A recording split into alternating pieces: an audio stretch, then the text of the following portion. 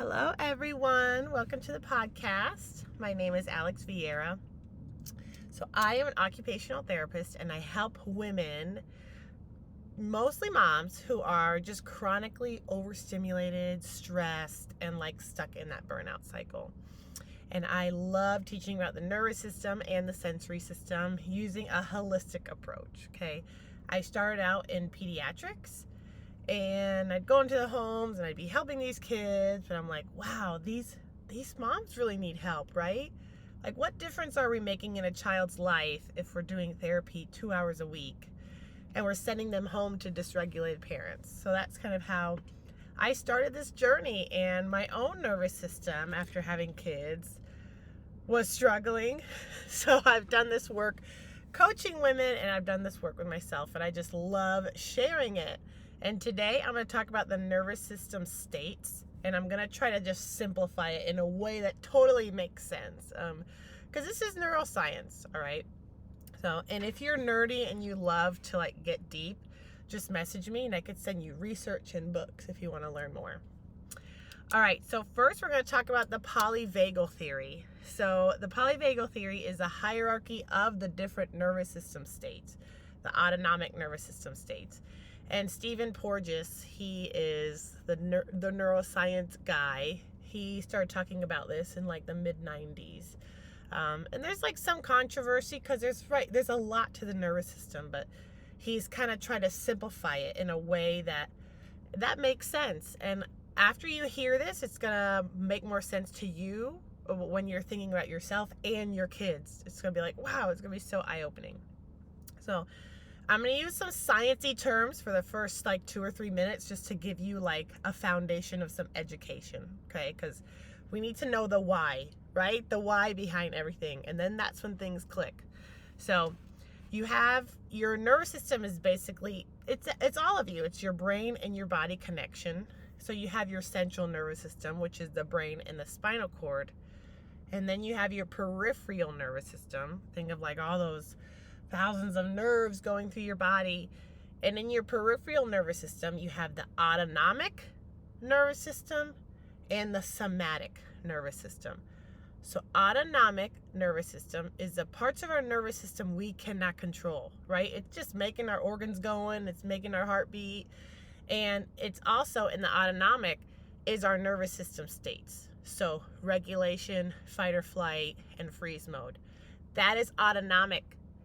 It happens just automatically. We cannot control whether our body senses a threat and goes into fight or flight. Isn't that wild? And then your somatic nervous system is the parts of your nervous system you can control, like movement and all those things. So, right, your nervous system, we're going to talk about neuroception, which is, if you have faulty neuroception, it's basically your brain and your body picking up a threat when there is no threat, right? Because you can't pick whether your kid throws something at you and your nervous system's there's a tiger behind us, and you go into fight or flight, right? And having a nervous system, a sensitive nervous system, you're more likely to move in and out of these states. So let's talk about what regulation is. You hear that all the time. What is regulation? Am I regulated? Some of us just think of Gandhi meditating on a rock. Oh, so regulated.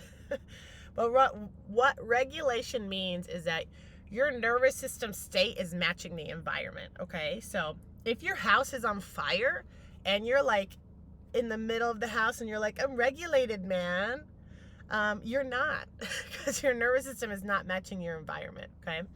So for example, you may be being a parent, it just makes everything click. So say you're just having a great day, you feel regulated, present in the moment. This is called ventral vagal. And you're walking down the street with your kid and there's a car coming, and your 2-year-old's hand slips out of your hand and the 2-year-old starts running in the street. What's going to happen to you? Your nervous system is holy crap, there's a threat, oh my gosh, survive. And in a second, your heart is going to start racing. You're going to move into a fight or flight survival state, and you're going to run after your child, okay? Thank God for the nervous system, right? It keeps us alive, okay? But over time, so what happens is over time, we don't have some of us do have real environmental threats, but a lot of us don't.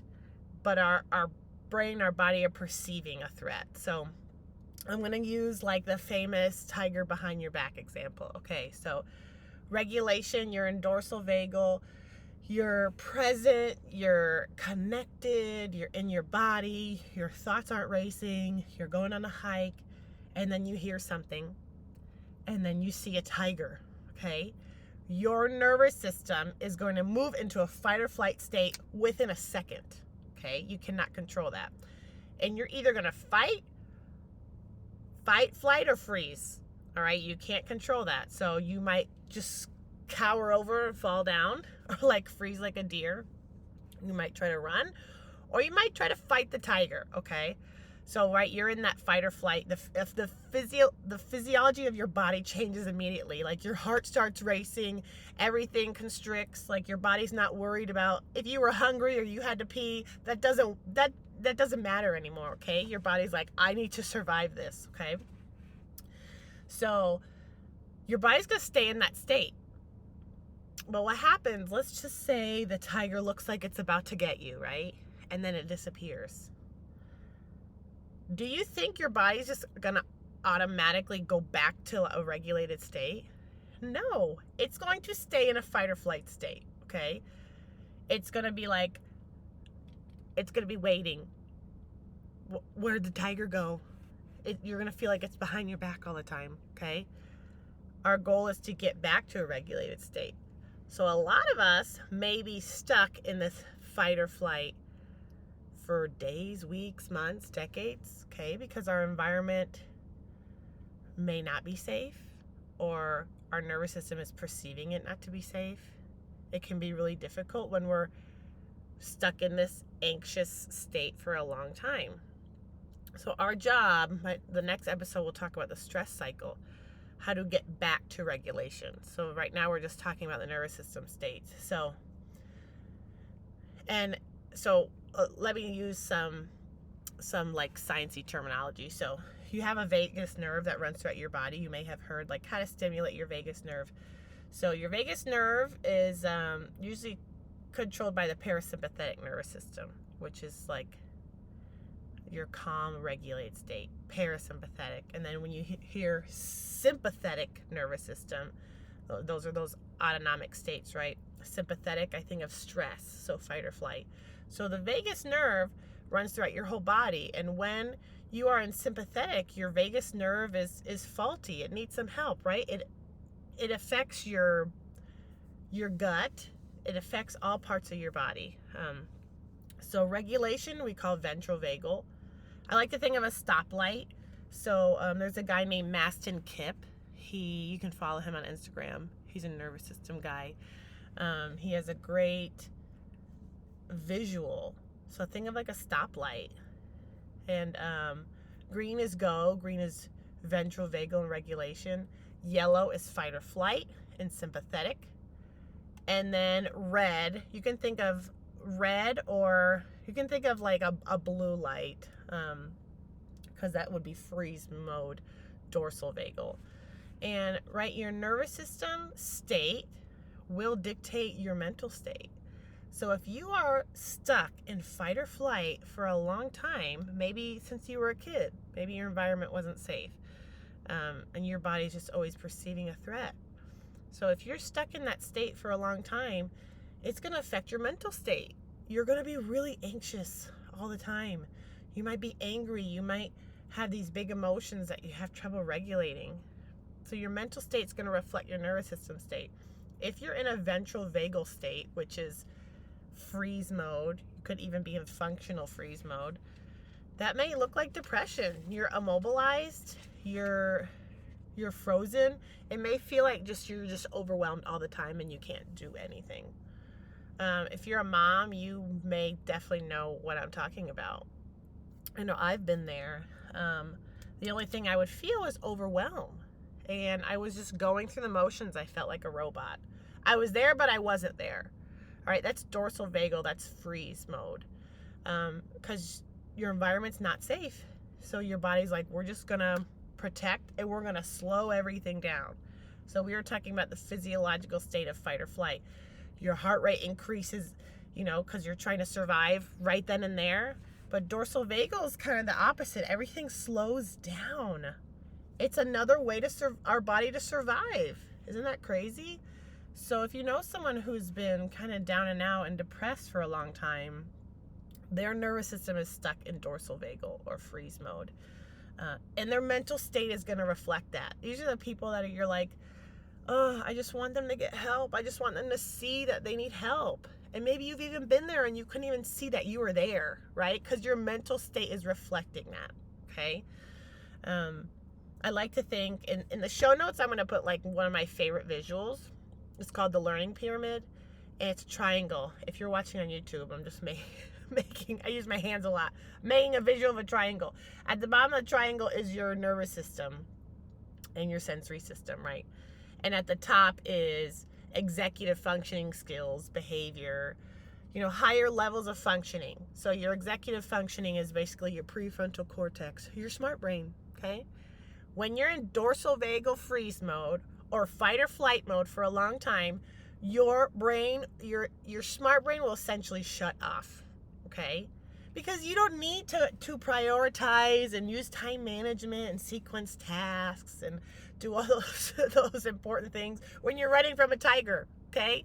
So if you've been in fight or flight or freeze mode, you're gonna be like, oh my gosh, my memory's horrible. Like I can't do anything. I'm like a chicken with my head cut off. Like, yeah, because your mental state is reflecting your nervous system state. So survival mode on, smart brain off, okay? And I think we've all been there. So it can be hard to even think, how do I start getting help? How do I start taking care of myself? Your smart brain is not on. You are not present and connected. You're not connected with yourself. You may not even have the awareness that you're struggling. So remember that. It's going to give you empathy for yourself and for other people. Because you're like, why don't they just get better? Why don't they just help themselves? Well, because their nervous system is not capable of that. And the goal is to get back to a regulated state. For more than just a few minutes to go back to your baseline of fight or flight, right? We want our baseline to be regulation. And those moments of regulation are the moments where we're connected with us, with other people around us. We're experiencing joy. We're experiencing that flow state. It's such a beautiful place to be. And this is what we want. We want our baseline to be regulation, okay? So I want you to be patient with yourself if you've been in fight or flight or freeze mode for a long time, okay? This takes time and it takes some work. But if you're listening to this podcast, you're learning something new, right? And when you learn something new, you have to do better. Because when you know better, you do better. And you have to take action, right? You can listen to all the podcasts and all the self-help books in the world, but if you don't take action, nothing's going to change, okay? So we talked about the different nervous system states. We talked about regulation, ventral vagal. You're present, you're connected, you're in your body. You're not worrying about a tiger out there, right? The tiger may be your young children screaming and throwing crap at you, okay? Right? That's regulation. That's where we want to be. Then there's fight or flight or sympathetic. So that's anxiety, that's anger, that's always trying to do and go. You can't even sit, right? You're like, I'm going to sit and have my coffee and just talk to my kids and look them in the eyeballs. You're like, oh my God, I can't even do that. My brain's going 1,000,000 miles an hour and all I can think about is all the things I have to do. Okay? You're in fight or flight. That's anxiety. Okay? You're just up in your head all the time. So that's sympathetic, and then there's dorsal vagal or freeze shutdown mode. Okay? And if you're feeling like you're going through the motions and you have like your memory's horrible, you can't think straight, you look back at pictures and you're like, I can't remember that, you might be in shutdown mode. Remember, your body is trying its best and your nervous system is trying its best to protect you. So be thankful for our nervous system, okay?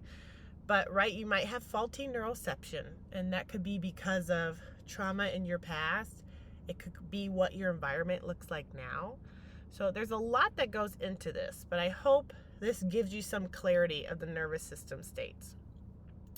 And then one thing I forgot was fawn mode, which is people pleasing. So fawn is probably between that shutdown and fight or flight. And people pleasing is a trauma response. A lot of it started in our childhood. So if your caregivers were not safe, your little nervous system learned how to maybe even walk on eggshells, right? And you became hypersensitive to the needs of your caregivers because these people were taking care of you, and maybe you didn't want to make them mad, so you had to do certain things or not do certain things. So fawning, people pleasing is a nervous system response, and people pleasing, it runs deep. It runs deep in our genes, right? And it's hard to work away from. So if you are a people pleaser and you really struggle with meeting your needs and taking care of yourself, just know that's a nervous system response, okay? And we're going to talk about that in the next episode. We're going to talk about feeling guilty for taking care of ourselves. And a lot of that is because we may have been people pleasers. It was a nervous system response that helped us and served us in the past, but it no longer does. Okay. So what I want you to do is I want you to journal. Okay. You're like, ew, I don't want to write. My hand hurts.